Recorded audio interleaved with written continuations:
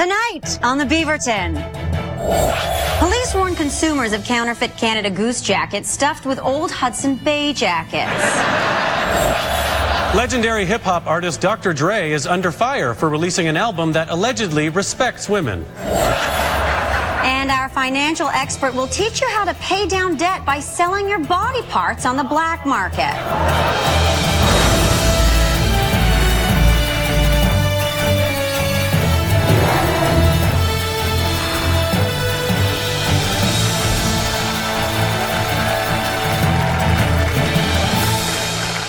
Welcome to the Beaverton, Canada's most anecdotal source of facts. I'm your host, Miguel Rivas. And I'm Emma Hunter. Follow me on Twitter, Instagram, and Christian Mingle.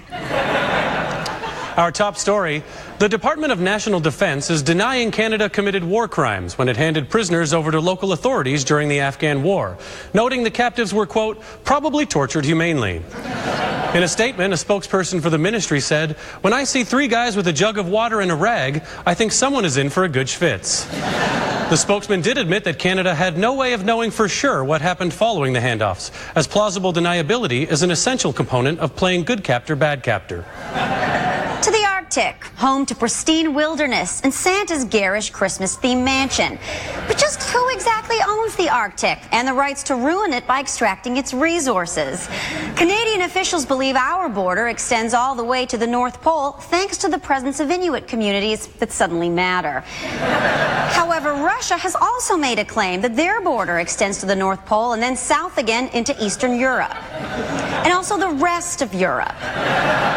Of course, no matter who wins out, the big loser remains Santa's beleaguered army of diminutive gift slaves. Now let's go to Syria, where Marilla Wex reports on ISIS and the one woman they won't oppress, Mother Nature. ISIS is thought to be the largest threat to world order. But what's most shocking about them isn't the possibility of military encroachment or an unpredictable terrorist attack. Rather, it's their newfound commitment to end their dependence on oil. According to military intelligence, ISIS is undertaking an aggressive maneuver to go green.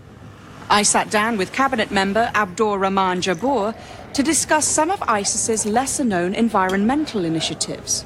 We reject the ideology of Western culture, which means we are very concerned with climate change. Do you think ISIS can actually follow through on their bold fossil-free before end times commitment? There's nothing the infidels can do to stop us. It has already begun. Indeed, Abdur has outfitted all of his wives in niqabs made from hemp, converted his gun runners from Hummers to hybrid sedans, and now electrocutes the testicles of all his POWs using a lithium-ion battery. Best of all, I telecommute to my job twice a week. You can always order the execution of journalists from the comfort of your bunker. Exactly. I reject the Western notion of the 40-hour work week. It's all about balance. Public response has been surprisingly positive. Many point out that the largest contributor to climate change is overpopulation. By killing so many, ISIS has truly been going green since its inception. What good is a global caliphate if you don't have a globe? How, may I ask, does the bombing of historical sites, such as the Al Medina souk in Aleppo, offset your carbon footprint? Look, I love a farmer's market as much as the next man, but northwest Syria has the best topographical conditions for wind and solar farms in all the Levant. No one said the transition away from fossil fuels would be easy. But perhaps, if the West was as forward-thinking as Islamic fundamentalists, we would all be living a more sustainable lifestyle. For the Beaverton, I'm Marilla Wex. Thanks, Marilla. Miggles? Let's not start with that one again.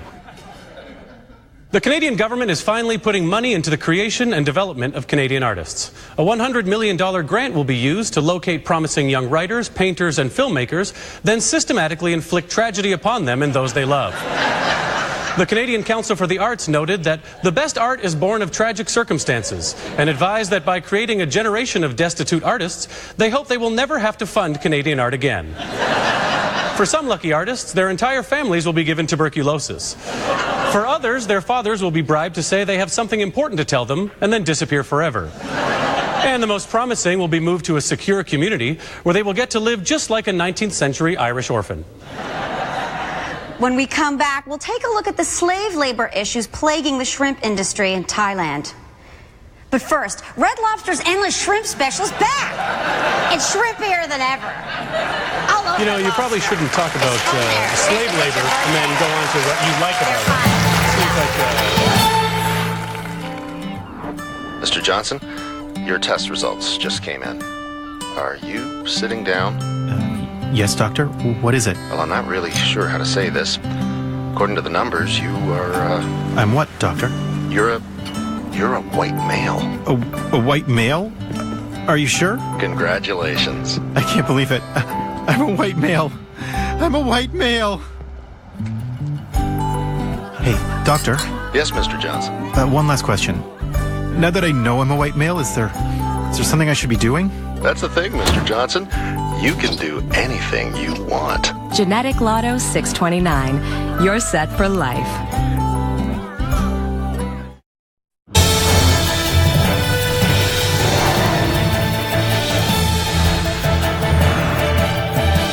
The Ontario Liberal sex ed curriculum is either a good idea or a terrible one, depending on whether you ask your uncle or your cool uncle. For more, here's our own Aisha Alpha.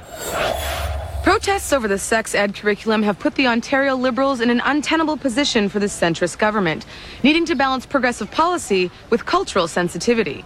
But after 2 years of backpedaling and stalling, the Liberals are finally taking action on the controversy by not taking a position. Kathleen Wynne's government is now attempting to appeal to every possible opinion by letting each school in the province choose their own sex ed adventure. The proposed sex ed policies of this province just do not align with the traditional Anglo-Saxon Protestant values of this community.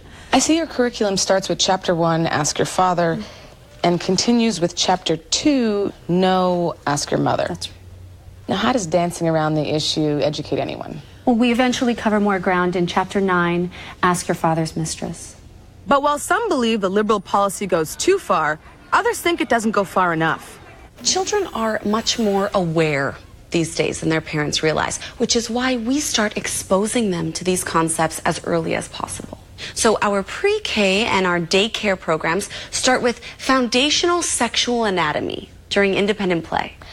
Even the most progressive educational advocate might think that teaching pegging in kindergarten is a bit much. At Precious Snowflake, we believe in what's called self-guided learning. And our primary students keep demanding that we teach the intricacies of role reversal anal sex play. But ultimately, the Liberals' undoing on this issue has been the response of religious and ethnic minority groups who feel betrayed by the party they elected into power. Many of the parents in our district are uncomfortable with the word sex appearing in schools at all. In fact, they would prefer if we removed asexual reproduction from the science textbooks. So what does a non-sexual sex ed lesson plan look like? Well, to my constituents, sex only happens after marriage. But there is a lot of education needed to plan that wedding. While education experts insist these are terrible, terrible ideas, the individuals who created their own curriculums were more than happy to share their favorite lessons with me. It's very important to know the proper technique. By pinching the bottom, you can much more easily unpeel the banana. Here. Now, never forget the importance of ball play during oral or anal intercourse, my darlings, okay? As they travel through these two pathways, please ensure there is no bottlenecking in the lineup for the buffet. Well, that just makes sense. She knows. All right, now leverage and insertion angles, okay, are key for successfully engaging in safe group sex, okay? Now I'm gonna need a volunteer for this one. My lady? Yeah, I'm gonna sit this one out. To address the stigma of teen pregnancy, here's how to treat your unwanted bastard as your much younger sibling. You want to use circular tables for the wedding party, never square.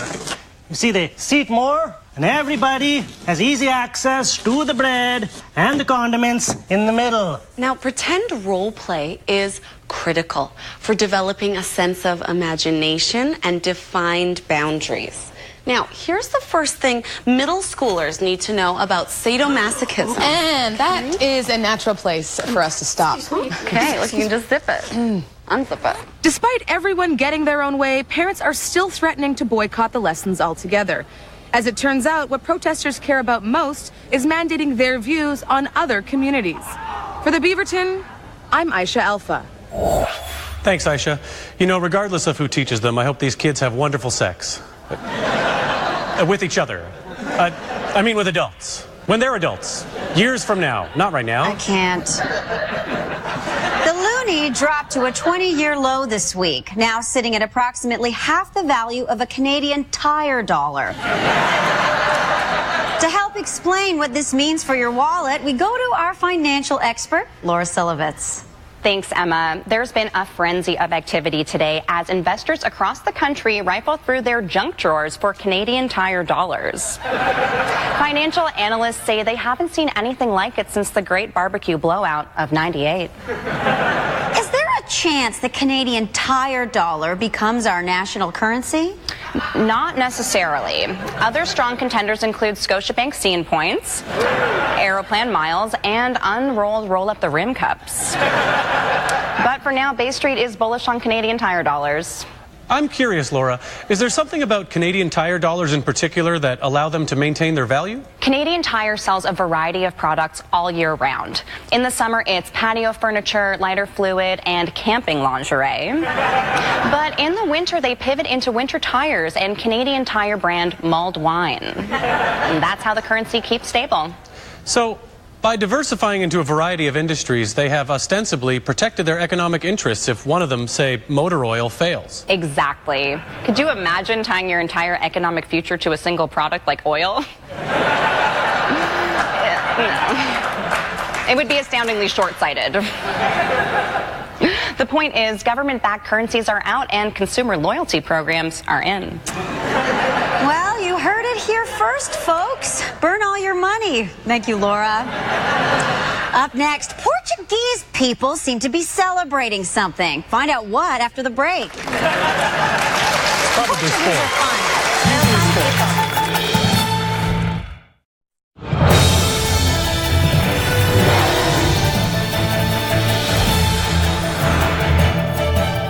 Coming up later, The NYPD is replacing its controversial stop and frisk program with a more efficient point and shoot. a royal flap at Buckingham Palace as Prince William finds himself embroiled in a nepotism scandal. We'll tell you the best dumb names to name your stupid baby. Canadian tech firm Nerodyne is promising to build the world's first working Hyperloop between Montreal and Toronto. A feat it says is possible because the train only has to go from Montreal to Toronto. Montrealers are already calling the unidirectional Hyperloop a game changer, making it easier than ever to abandon their dumpster fire of a city for a place with an actual future.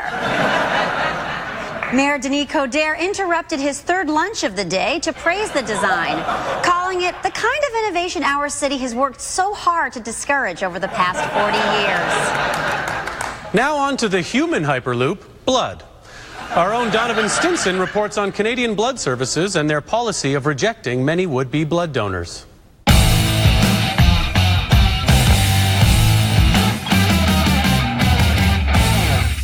Blood. Is it really in you to give? Not if you're considered a high-risk donor by Canadian Blood Services. And when my own blood was rejected for donation, I had to go to the CBS headquarters to find out why. Okay, so there are many reasons a donation would be rejected. So let's have a look at your application. Of course, yeah. As I'm sure you're aware of my work, I included the time that I traded leeches with my segment producer, the 2014 raccoon bite, and last year's on-camera testicle piercing got awry. Was any of that flagged? Given the timing of those activities, they are all acceptable risks. Oh, and I also shared needles with a chimp for a segment on primate fentanyl addiction. Mm-hmm. Also fine. Really? Yeah. Okay, then why was I rejected? Well, you told us that you had sex with a man in the last year. Yep. And it's the position of Canadian Blood Services to not allow sexually active gay men. Or fluid. I should point that out to my female viewers. To donate blood. Cool. Okay, so what you're saying then is that they need to be in a monogamous relationship. No. They need to have not had sex with anyone. Unless it's a woman. What if it's like really like boring sex? Not even. What if they just watched? That's fine. What if they wrestled the naked man like the ancient Greeks used to do? Sure. And what if, like, while wrestling said naked man, it slipped in for a second? No. Just the tip? Not even. Wow. And the reason for this is that you assume that gay men have a higher exposure to HIV. No. This has nothing to do with HIV. There's a very simple test for it, and all donations are screened for it anyway. Okay. Yeah. Then why? Simple. It's the belief of Canadian Blood Services that giving recipients the gay blood will, in fact, turn them gay. Yeah. And where did you go to medical school? It's a country that no longer exists. Southeast Timor. Can I get that back? Yeah, absolutely. I couldn't believe what I had heard from Dr. Thornbury, but he did assure me that they were making progress. After all, they recently cut down the ban on sexually active gay men from 5 years to 1 year after they determined that it only takes 300 days for gay blood cells to die out. For the Beaverton, Donovan Stinson, signing off. Thanks, Donovan. For some, like Miguel, being a new parent can be completely overwhelming. Fortunately, there's dads like these guys who can help us out. Thank you for that stirring vote of confidence, Emma. I'd just like to point out that I'm not actually having any trouble. Hi, I'm Pat Dusso, professional father of 3 and founder of the hit blog, The Walking Dad. Miguel, you're doing great. Thanks. Miguel, this must be very difficult for you. I don't know why everyone thinks I'm having such a hard time. I've actually enjoyed my first 2 months of fatherhood. Still, it can't be easy rushing back to work like this. Is this the first show since the baby was born? No, I've actually been back for weeks. Oh, well, that's a choice. Well, my wife and I share responsibilities, so. Oh, well, speaking of part-time parents, Justin Trudeau. Seems like a nice fella, but can he really be a good prime minister and a great dad? Look, I get it. He wants to have it all. But he can't always be out gallivanting with Angela Merkel, okay? If it were up to me, I'd rather be at home with my little ones and turn on the TV and see what Ryder and his team of pups are up to on Paw Patrol. Oh, amen to that, brother. If you ask me, you gotta be more concerned with your own child's development than the developing world. Absolutely. But it is important to keep a good work-life balance. You know, I am able to keep up with my Etsy crafting and make a family meal every day. But I'm lucky. My children are advanced. Kind of feels like you guys are mom-shaming the Prime Minister. That's impossible, Miguel, because we're dads. Still, do we even know where Justin stands on the key issues like co-sleeping? And what about swaddling, sleep training, cloth diapers? Oh, who's getting up to give the midnight feeding? That's something I can relate to. Sometimes my daughter won't take a bottle. I'm sorry, you give your 2-month-old a bottle? Guys, I'm just going to say it. It kind of feels like you're holding dads up to an impossible standard. I'm sorry, what do you expect? We're 2 upper-middle-class white guys talking about parenting. I thought you guys were here to give advice to new parents. Do you have any practical tips? Oh, yeah, absolutely. Stay calm. Always pay your nanny under the table. And most importantly, during nap time, choose the liquor that's right for you. Oh, yeah. Self-medicating is really important. This is a Manhattan, straight up. Seriously, you drink when you're at home with your children? Okay, well, now who's mom-shaming? Thanks so much, Pat and Kurt. I'm sure your kids will not resent you at all. Back to you, Emma. Later this hour, an entirely different show. Thank you for joining me, fathers. Appreciate it.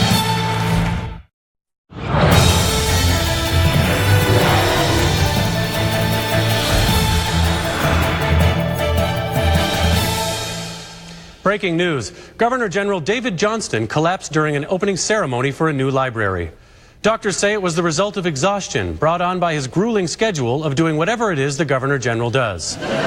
According to Johnston's doctor, the Governor General barely has time to eat or sleep in between representing Canada, bringing Canadians together, and visiting places, I guess? In related news, all 105 members of the Senate are taking a personal health day after coming down with a bad case of Cirque du Soleil tickets.